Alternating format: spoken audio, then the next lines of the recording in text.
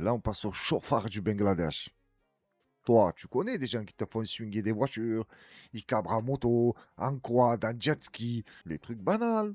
Ben, le Bangladesh, ils ont dit non, nous, c'est pas les motos, c'est pas les voitures, c'est pas je sais pas quoi. On va prendre des cars, on va te les faire driver, pas sur des circuits, non, au milieu de tout le monde.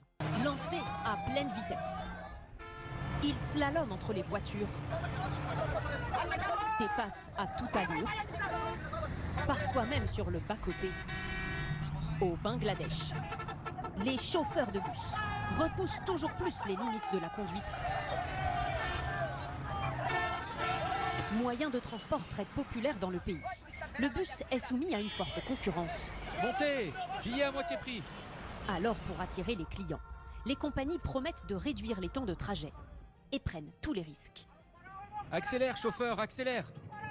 Sur les réseaux sociaux, les vidéos de ces fous du volant sont devenues virales. Il en existe des milliers. Bonjour, je m'appelle Ira. Cet homme en publie régulièrement, car ces trajets à haut risque sont aussi devenus des spectacles. Et les chauffeurs sont galvanisés par les passagers. Quand il y a du monde dans le bus, le conducteur essaye de divertir les clients en conduisant très vite. Il fait ça surtout pour les amuser. Mais ce business du risque n'est pas sans danger. Dans ce pays, où les véhicules sont souvent vétustes, certains terminent dans le fossé. Au Bangladesh, les bus sont impliqués dans 12% des accidents de la route. Vous imaginez ce que ça fait faire la pauvreté quand même? Hein, ça te rend très inconscient, hein.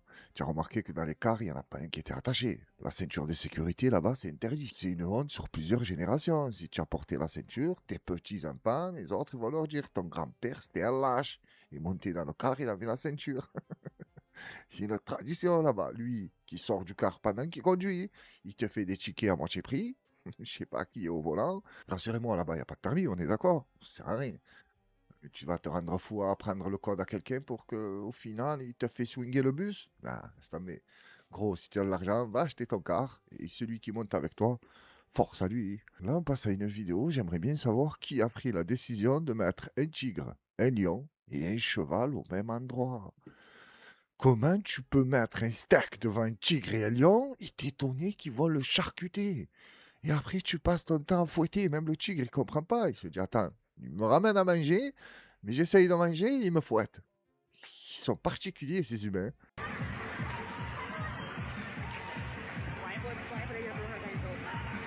Oh, le tigre, c'est impressionnant comme c'est un monstre. Tu as vu comme il a... Mais pas forcé, il s'est à peine levé, le cheval et la lionne, tout le monde a bougé. Attends, il y a un truc que je comprends pas aussi, c'est qui le cheval? C'est le tigre ou le cheval?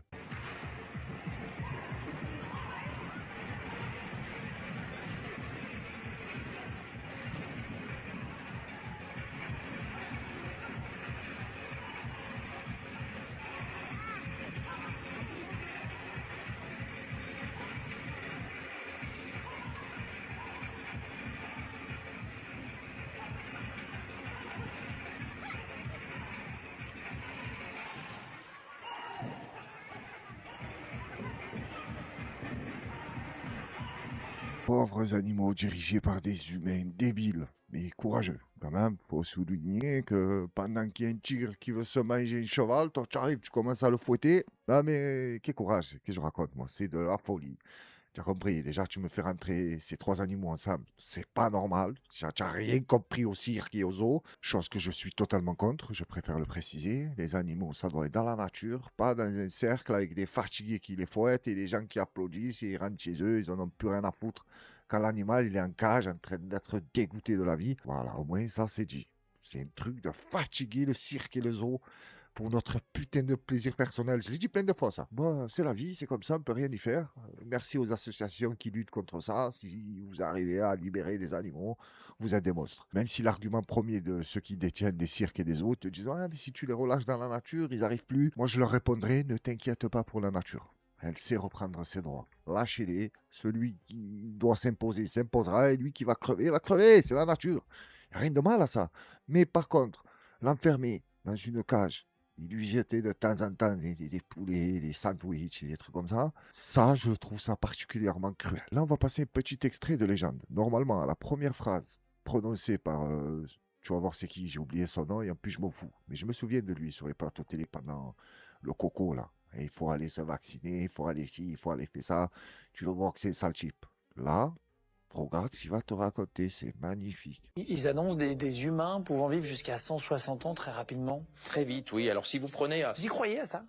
Je suis convaincu que l'espérance de vie va beaucoup augmenter et je suis convaincu que la première personne qui vivra 1000 ans est déjà née. Normalement, là, on décroche. Les gens sont censés nous mettre cette phrase pour nous accrocher. Moi, c'est le contraire. La personne qui doit vivre 1000 ans est déjà née. Ah, je passe à la vidéo suivante. Mais le reste de son discours est aussi timbré que le début. On continue. J'en ai la conviction absolue. En 2035, il y a déjà des gens qui auront une espérance de vie de 160 ans et que le vieillissement va pouvoir être inversé grâce à la super intelligence artificielle qu'il estime très proche. Dario Amodei, le fondateur d'Anthropic et de Claude, qui est aujourd'hui la plus puissante intelligence artificielle, qui a dépassé ChatGPT, prévoit que dans 5 à 6 ans, on pourra vivre là encore 150 à 60 ans avant d'aller beaucoup plus loin. Et Demis Hassabis, qui est le patron de l'intelligence artificielle chez Google et qui est prix Nobel de chimie pour ses travaux grâce à l'intelligence artificielle sur la structure en 3 dimensions des protéines, annonce entre 2035 et 2040, grâce à la super intelligence artificielle, la fin de toutes les maladies, la fin de tous les cancers. 2035 entre 2035 et 2040, la fin de toutes les maladies génétiques, la fin de toutes les maladies cérébrales, Parkinson, Alzheimer, etc. Il prévoit qu'en 2040, la super intelligence artificielle aura tué 100% des maladies humaines. Pas magnifique ce qu'il t'affirme. Lui, il n'est pas dans le peut-être, à ce qu'il paraît, on m'a dit. Non. 100% des maladies humaines, l'IA va te les massacrer. Là, je m'inquiète pour les jeunes médecins, moi. Commencez à devenir des informaticiens, les gars. C'est fini, il n'y aura plus de maladies. Tu vas faire quoi, toi? Il t'a dit 2040, tout est réglé. On va fermer tous les hôpitaux, les infirmières, tout ça. Tout le monde dégage, il n'y a plus de boulot. Ça y est, tout le monde est bien, on va vivre 1000 ans. Tout ça grâce à Claude. Putain de merde. Et lui, il est là, il passe souvent dans les médias, il nous explique des trucs. Rien qu'à ta tronche. Eh non, je vais pas être méchant. Regarde, déjà la nature, mon frère, tu as vu ce qu'elle lui a fait. Il dit, la nature, elle fait bien les choses. Tu peux pas être, j'allais dire beau physiquement, mais c'est pas vrai. Parce qu'il y en a, ils sont beaux, mais qu'est-ce qu'ils sont cons. Pas mal chez les femmes, j'ai l'impression. Chez les hommes, ça va encore. Peut être beau gosse et intelligent, peut être con et beau gosse, peut être moche et con. Putain, eux, les pauvres.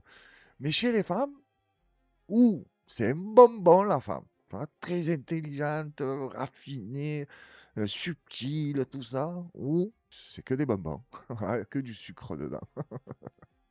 Non, c'est pas vrai en plus, c'est des conneries. Tu as des femmes qui sont ravissantes, très intelligentes. Il y en a, elles sont belles, elles sont connes. Il y en a, elles sont moches, elles sont connes. Ça, c'est pareil que les hommes. Tu es dans la merde, toi.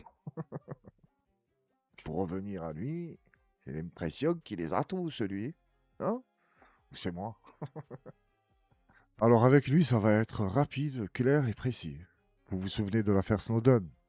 Le type qui est sorti de la NSA avec des informations très compromettantes. Il ne s'est rien passé, hein. Même après les avoir divulguées au monde, hein. Ben, lui, en 20 secondes, il va nous expliquer qu'est-ce qu'ils ont fait pour rendre tout ce qu'a fait Snowden inutile. Les complotistes. Vous vous souvenez, il y a quelques années, les lanceurs d'alerte comme Edward Snowden nous avaient dit que éteindre son téléphone n'était pas suffisant pour qu'il ne soit plus sous écoute. Pour être sûr de ne pas être sous écoute, il fallait retirer la batterie du téléphone. Alors qu'est-ce qu'ils ont fait au téléphone? Alors, vous avez la réponse? Qu'est-ce qu'ils ont fait au téléphone? Ils t'ont soudé la batterie. Tu la touches plus. On va t'écouter, tu le sais, et tu vas rien faire du tout. Les Snowden, les Julian Assange, tous ces gens-là. Normalement, le tiers de ce qu'ils ont révélé, révolution. Ça pète dans tous les sens. Il s'est rien passé du tout. À part pour eux. Hein.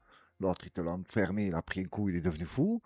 Et Snowden, je sais pas trop où il est, lui. Je crois qu'aux dernières nouvelles, il est en Russie. Je sais plus trop. C'est cool ce qu'ils ont fait, attention, mais ça a servi à quoi?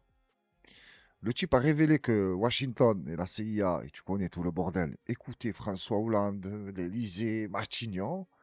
Il leur a demandé, les gars, je peux venir chez vous me poser, au moins vous me défendez. Ils lui ont dit, jamais de la vie. Qu'est-ce que tu racontes? Ils l'ont refusé comme un malpropre. Et c'est connu, la France, ils n'aiment pas les délateurs, tout ça. Et Snowden et Julian Assange, je les voyais comme des balances. Parce qu'ils balançaient des trucs qui les arrangent pas du tout. que ça soit dans leur magouille ou montrer vraiment qui tient la laisse. Voilà. Parce que Hollande et tout, j'en suis sûr qu'ils le savaient que les États-Unis contrôlent tout, ils espionnent tout, ils décident de tout. Mais c'est juste que ça l'a mis mal à l'aise, que Snowden le révèle au monde entier. C'est aussi simple que ça. Parce que pour nous niquer comme ils nous niquent, c'est pas possible qu'ils soient aussi cons que ça. Si je peux pas croire ça et je ne veux surtout pas croire ça. Petite vidéo paranormale encore une fois. Manger du porc. Le président d'un club espagnol poursuit ses joueurs musulmans avec du jambon. On regarde et je vais te dire ce que je pense de cette tarte de con. Non, écoute. Et attention quand je vous parle de la tête de con, je parle pas de celui qui tient le jambon. Hein. Ben, je parle de celui qui court. L'autre, c'est rien, c'est un entraîneur, il a trouvé une méthode pour les faire bouger un peu plus. Cavale derrière avec une cuisse de sanglier. Mais celui qui court, la vérité, c'est fatigué. Regarde le premier, j'aurais eu la même réaction que lui. Voilà, il vient vers moi. Ouais, qu'est-ce que tu veux? Ouais, c'est du porc. Ouais, c'est génial. Voilà. Il part voir ailleurs si j'y suis. Mais l'autre, regarde, quand il va s'approcher de lui, il va taper un sprint. Et qu'est-ce qu'il a? Il est allergique au jambon? Mais moi, ça, bon, lui encore, ça va. Petite accélération, mais l'autre, j'ai l'impression que ça veut le tuer. Il est où? Il est où? Ah, il est là. Ça m'a l'air d'être maghrébin en plus. Ouais, les maghrébins, ils ont un problème avec le jambon. Ils n'aiment pas ça du tout. Cet incident est survenu juste avant des... Non, juste après, je sais plus. Des incidents racistes en Espagne qu'ils ont crié sur Yamal. Je sais pas, on va savoir ce qu'ils ont dit, ça l'arabe, ça le musulman. Mais ça, classique ça. Qu'est-ce que tu vas faire? Mais rien à faire. Tu ne pourras pas faire aimer, que ce soit les musulmans, les juifs, les chrétiens, les noirs, les blancs, les chinois, à des gens qui les aiment pas. C'est tout. Et la plupart du temps, ces gens-là, ou ils en connaissent pas, ou ils en connaissent, mais ils te disent c'est des gens bien, je les aime bien. C'est la famille. Voilà. Une vidéo qui démontre qu'on peut être handicapé, si elle l'est vraiment, parce qu'on n'a aucune preuve. Elle dit ouais, je suis handicapé. Et très malhonnête. Waouh. Regarde. C'est à moi. Hein? C'est à moi le billet. Je viens de le faire tomber. Ah ouais? Bah oui. Ah mince, non mais il y a combien là parce que Non ça... mais c'est à moi, je Non, vous mais dis. ça peut être mon jour de chance. Non, non, non, c'est à moi. Non mais vous rigolez vous. Mais à combien madame? Il y a plus de 100 euros. Non, mais Plus de 100 vous euros? rigolez. Bah, attendez, Bah attendez, oui. attendez, je vais savoir si c'est Non, mais nouveau. Je vais compter, je vais Il y a plus regarder. de 100 euros. Faut je se vous dis. calmer, je vais compter, je vais regarder. Il y a combien à peu près exactement? Plus de 100 euros. C'est mon mari qui me les a donnés, justement pour aller faire les courses. Parce que moi je les ai Je suis trouvés là. handicapée. Oui, je Moi sais. je les ai trouvés Bah, là. justement parce que je les avais mis dans ma poche. Moi je me suis dit c'est mon jour de chance, je vais les prendre, ça va me faire ma journée. monsieur, non mais attendez, faut être honnête. Je suis handicapée, vous voyez bien, je suis handicapée. Peut-être je sais que je vous êtes honnête, mais j'aimerais bien juste savoir si c'est réellement à vous, Bah ça oui, aurait bah pu oui, être. je vous dis que c'est à moi. Et vous l'avez fait tomber comment, vous savez? Quoi Vous Bah, l'avez- avec ma poche, parce que comme j'ai voulu me lever, machiner, Ah ouais. j'étais en train de regarder mon cul. Il y a 200 euros madame. Il y a plus sur Alors on tombé. partage, on partage. Non mais attendez, c'est mon argent, il faut que je Bah partage. je les ai trouvés par Non mais terre. attendez, Bah je les ai trouvés par terre. faites voir, parce que Je les ai trouvés par moi, je vais terre. me faire engueuler. Hein. C'est à votre Moi, mari? j'ai C'est à déjà- votre mari? Bah, écoutez, vous voyez bien que je suis handicapé, regardez, j'ai mon truc là. Oui, ma carte c'est pas la question. On peut être, Vous voyez- on peut être Non, mais handicapé, attendez, je on suis peut être comme handicapé, être malhonnête, être Non, mais honnête. attendez, vous croyez que j'ai que ça à faire Non, mais je sais bien. Non mais attendez, me fait ma journée, vous ça me êtes fait un- votre jour. Vous êtes un voleur. Bah non, je suis pas un voleur. Bah si, Bah non, vous étiez chez moi. je suis pas un voleur. Bon alors allez-y, parce que vous m'énervez là. Je vous donne 10 euros, je garde le reste. Non, non, non, non, non. Bon, bah bonne journée. Hein. Moi j'appelle les flics. Bah allez-y, appelez. Hein. Maintenant, parce que vous êtes malhonnête. Bah non, c'était Non, par terre. Je viens de les faire tomber. Je vous ai dit que je les ai fait tomber. Sinon, on fait Moi- moitié-moitié. Ah bah non, moi je les garde, c'est bon, ça fait ma Ah non, journée. ah bah non, bah moi j'appelle les flics. Bonne journée, madame. Vous vous souvenez, il n'y a pas très longtemps, j'ai mis une vidéo d'un débat de Raquel Garrido face à Ali, si je me souviens bien. Elle disait qu'à Saint-Denis, elle faisait que passer. Voilà quand elle s'arrête. Ça, c'est pas bien. Je sais pas pourquoi elle me faisait penser à Raquel Garrido. Est-ce que tu m'as vu ce comportement de mauvaise personne pour de l'argent? C'est mon mari me les a donnés, je vais me faire crier dessus. Quand elle lui a dit bon, on partage, elle a réfléchi. Genre après, elle a dit non. Si je lui dis oui, ça va pas passer. Donc, non, non, non, comment ça? Mais si vous voulez qu'on partage? Elle était toujours dans le rôle. Mais quand elle lui a dit bon, allez, c'est bon, je m'en vais, elle lui a dit bon, ça va, viens, on partage. Tu es un voleur, tu es malhonnête. Mais comment tu fais? Là, tu vas rentrer chez toi, tu vas dire à ton mari, dommage, j'ai raté 200 euros. Tout est filmé, tout était calculé. Putain, mais vous voyez pas toutes les vidéos qui tournent? Tu regardes pas TikTok? Normalement, tu tombes plus dans ce piège. Mais non, il tombe la tête en avant. Et les gars, on a failli se quitter sans vous partager cette vidéo de Christophe Maé. Je sais pas ce qu'il cherche. Tu vas voir, il est où, pas il est où. J'espère vraiment que c'est pas le talent, hein, parce qu'il est pas là, là. Il est où? Il est où? Qui?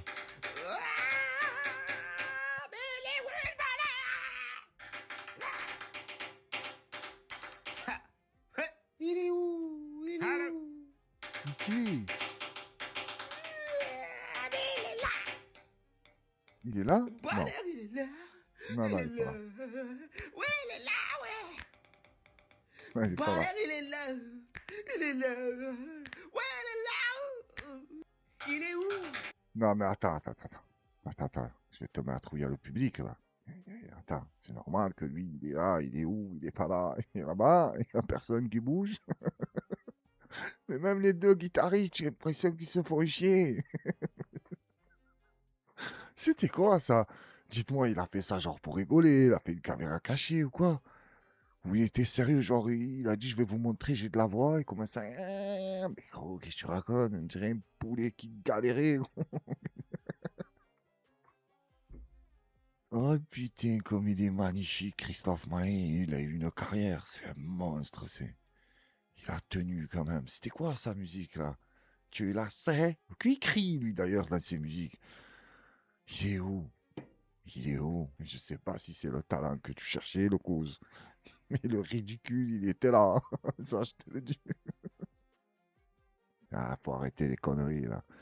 Monte sur scène, tu cries avec une voix de mec qui fume des Gaulois, ça fait 20 ans. Tu dis, ah, il est où? Il est où? Laisse tomber, frère. Continue à chercher. Peut-être un jour, tu vas mettre la main dessus et je serai ravi pour toi. Et là, on va se quitter avec une vidéo. J'étais pas au courant que des musulmans ont participé à la rénovation de Notre-Dame. Ça fait plaisir. C'est comme ça qu'il faut être. Dans l'entraide, dans la fraternité, dans l'amour, dans la paix, dans la joie.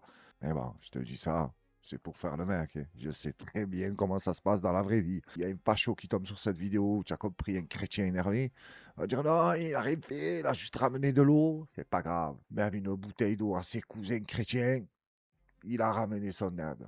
C'est tout ce qui compte. Et toi, ça t'a fait chier, ben nous, ça nous fait plaisir. On regarde. Déjà, c'est incroyable de dire que c'est un charpentier musulman qui a été chargé de restaurer en partie Notre-Dame de Paris. On va dire que c'est exclusif, personne ne le sait. Comme j'ai toujours eu à cœur de travailler à la main, quand Notre-Dame a brûlé, les architectes des bâtiments de France ont décidé de refaire la charpente à l'identique. Donc la charpente médiévale, il y avait deux parties de charpente sur Notre-Dame. Il y avait la flèche qui était de Viollet-le-Duc, donc 19e, et il y avait la nef et le chœur qui était 13e siècle. D'accord. Donc c'est très ancien, 800 ans. Et donc la nef et le chœur, ils ont été faits entièrement à la main, évidemment, avec des techniques particulières qui ont passablement disparu. Il y a très peu de gens qui les connaissent. Et nous, on faisait partie de ces petits échantillons de charpentiers en France qui les connaissaient. Un jour, on a un coup de fil comme ça d'un copain charpentier et puis des architectes qui nous disent on aimerait bien que vous participiez à Notre-Dame. Moi, j'en revenais pas. Du coup, on s'entend, on discute les techniques, le prix, et puis on se retrouve à faire 12 fermes. Les fermes, c'est des éléments de charpente, 12 fermes de la nef, un petit tiers de la nef de Notre-Dame.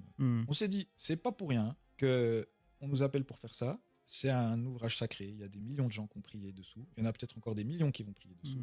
Il faut qu'on mette tout notre cœur dans cet ouvrage. Et pour te dire, voilà, on a décidé, la petite équipe qu'on était, chaque matin, avant de commencer le travail pour Notre-Dame, on récitait une petite prière qu'on avait écrite par révérence, par respect, et par vraiment intention de mettre du sacré dans ce travail. Bien qu'on n'était pas tous de la même religion, bien qu'on faisait un ouvrage chrétien, je me permets de te lire la petite prière qu'on avait écrite. Alors, faut t'imaginer, on est au bord de la rivière, il y a des oiseaux, il y a des fleurs, il y a des plus beaux arbres de France qui sont arrivés, on allait choisir des arbres merveilleux en forêt, des grands chênes, ils sont là, ils sont alignés, nous on fabrique les poutres à la hache, donc pas d'outils, pas de bruit, pas de machine. On se réunit le matin, là, le soleil se lève, et on récite cette prière. Au nom de Dieu, le tout miséricordieux, le très miséricordieux. Par le sceau de la prophétie, par tous les prophètes et tous les saints, par tous les hommes qui ont guidé l'humanité, par la force, la raison et le cœur que tu nous donnes, par les savoir-faire ancestraux que tu transmets de génération en génération, par l'outil, l'amitié, l'amour du travail et la provision qui en découle. Permets-nous d'œuvrer et d'aimer, le cœur bien orienté, des prières pour chaque coup de hache, pour ces arbres qui se livrent et qui s'offrent pour revivre 1000 ans, des prières à chaque goutte de sueur, à chaque battement de cœur, que tout cet ouvrage soit juste un rappel de ta beauté et de ta grandeur. Permets-nous de nous accomplir dans ce travail et de te rendre grâce chaque jour.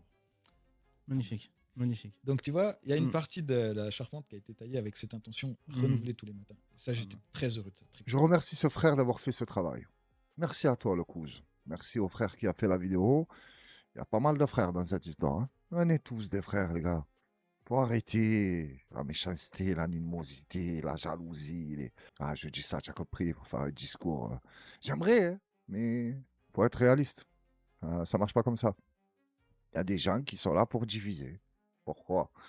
Je sais pas. C'est quoi le but final? On va tous crever. Et c'est leur délire. Faites-vous plaisir, hein. Voilà, j'ai tenu à finir avec cette vidéo parce que c'est pas sur CNews que tu vas voir ça. BFM, CNews, LCI, eux, ils te montrent quand un fatigué qui se dit musulman rentre dans une église et il casse des statues, ou il arrache des croix, ou je sais pas, moi, il balaye des prêtres. Là, ils sont les premiers dessus. Mais pour te montrer qu'un musulman a participé à la rénovation, avec beaucoup de respect et des prières, ça, c'est pas vendeur. Par contre, moi, j'en ai rien à foutre que c'est pas vendeur. Je tenais à partager ce message. Pour les chrétiens qui nous regardent, avec plaisir. Il y a moyen, on a la technique. Bon, je parle de lui, je te dis, oh, mais lui, il a la technique pour refaire les trucs à l'ancienne. Il est venu avec du respect, il priait. Il a dit, on t'a fait venir les meilleurs arbres. La qualité, gros. Il n'y a pas de problème. Sauf que les gens qui essayent de diviser ça sont beaucoup plus...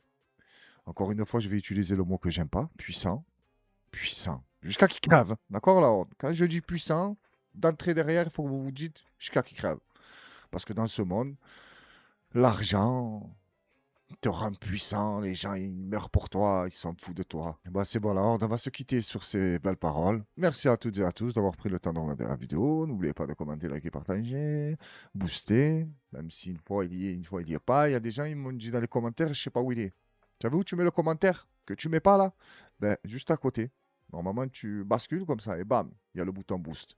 Et vous boostez, boostez, boostez, boostez. Et moi, je vous remercie et vous souhaite une excellente soirée à toutes et à tous. Je vous donne rendez-vous, je sais pas quand. Activez bien la cloche. Là, ce soir, on est mardi pour vous, parce que pour moi, on est lundi matin. Donc, je vous donne rendez-vous vendredi à 20h. Reste à l'affût, on ne sait jamais, parce que moi, ça peut me prendre d'un coup. Demain, tu en as une, hein. La horde, ni elle se rend, ni elle meurt, mais elle lutte. Et là, je suis censé crier « Force à la horde !» Mais j'ai pas envie de crier. À très bientôt pour une nouvelle vidéo.